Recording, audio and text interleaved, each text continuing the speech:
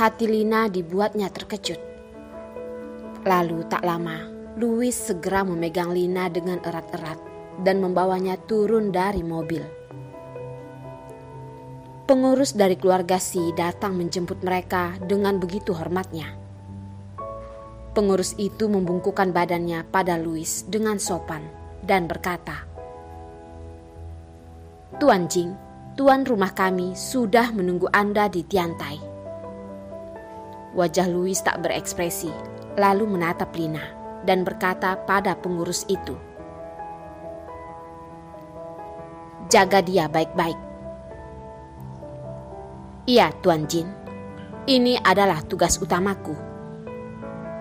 Lalu Louis pun segera pergi. Lina terdiam di sana. Dia merasa begitu gugup. Dia tidak berani sembarangan melihat perabotan di rumah mewah milik keluarga Si itu. Karena itu adalah rumah orang lain. Dia harus sesopan mungkin. Pengurus itu tersenyum dan berkata pada Lina, "Halo, saya adalah pengurus di rumah ini. Marga saya Zhang. Anda boleh panggil saya Pak Zhang.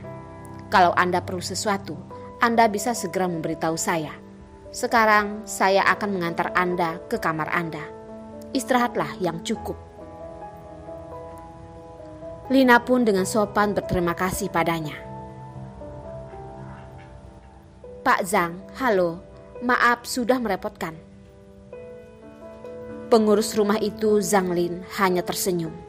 Dia melihat wanita yang begitu gugup dan polos ini pasti adalah seorang wanita baik-baik. Dia terlihat bersih dan juga sopan. "Iya Nona, sama-sama." Lalu pengurus itu mengantar Lina ke kamarnya.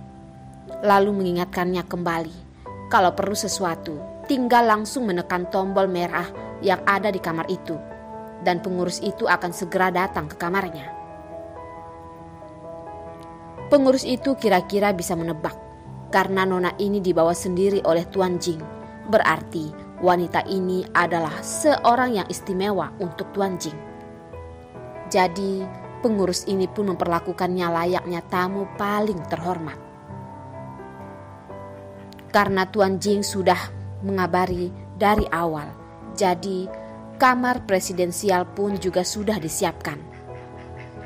Semua perabotan di kamar itu dibuat dari bahan yang paling bagus dan mewah, supaya Lina bisa tinggal di sana dengan senang hati.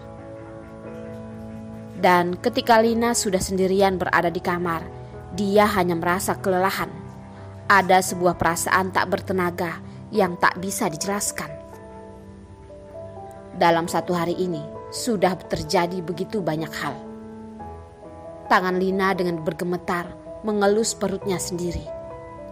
Sampai sekarang dia masih sulit untuk percaya ada seorang bayi di dalam perutnya. Di saat itu juga tangannya ia memasukkan ke kantong yang ada di dalam bajunya. Lalu dia mengeluarkan satu obat, seolah-olah tersentrum. Ia langsung membuat obat itu ke samping. Saat dia sedang sendiri, dia tak akan menahan lagi emosinya. Air matanya mulai berjatuhan. Lina benar-benar tak pernah membayangkan kalau dia akan membunuh bayinya sendiri. Tok tok tok. Tiba-tiba ada yang mengetuk pintu.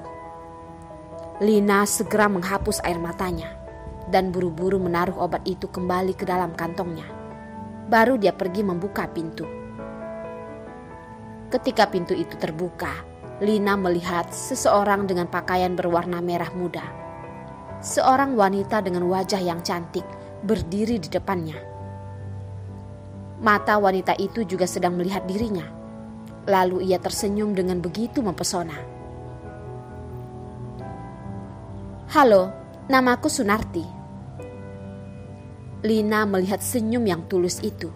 Dia pun menurunkan kewaspadaannya dan berkata dengan lembut, "Halo, namaku Lina." "Ini Aku datang kemari karena katanya ada tamu di sini. Selain Louis, kamu adalah tamu pertama yang pernah datang ke rumah kami. Jadi, aku mau melihat."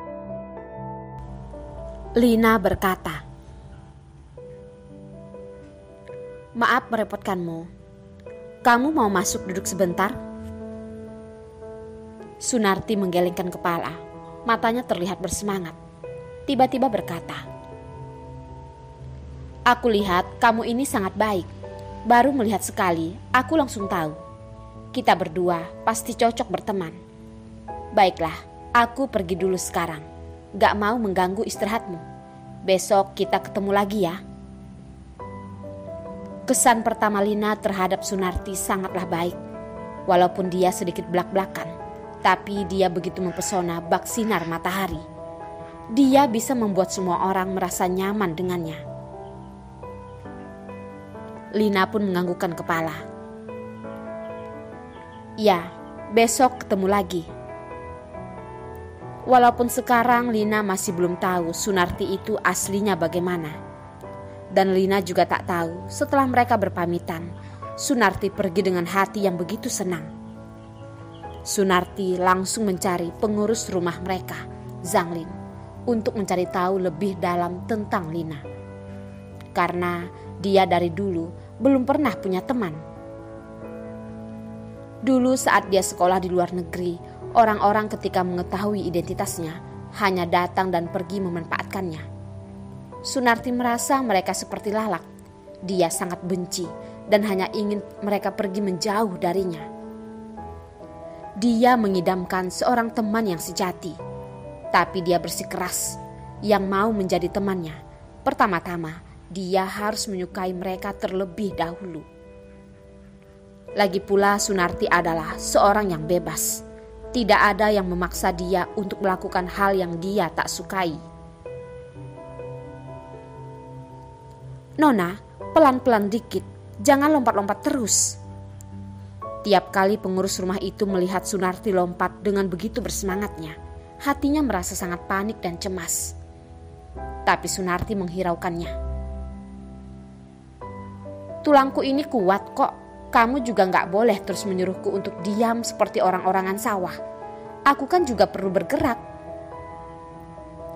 Pengurus rumah itu sudah terbiasa dengan sikap Sunarti ini. Menurut pengurus rumah itu, badan Sunarti tidaklah baik. Ada penyakit jantung. Makanya dia sering memberitahu orang di rumah untuk lebih menjaganya.